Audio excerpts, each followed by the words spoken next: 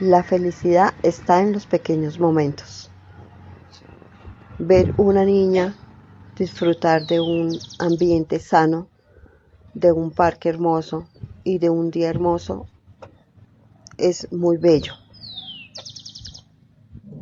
Saquemos nuestros hijos a los parques y dejemos que se diviertan, pero siempre teniéndole mucho cuidado. Vigilemos que nuestros hijos tengan un entorno hermoso, donde puedan disfrutar de sus juegos y sus recreaciones sin hacerse daño.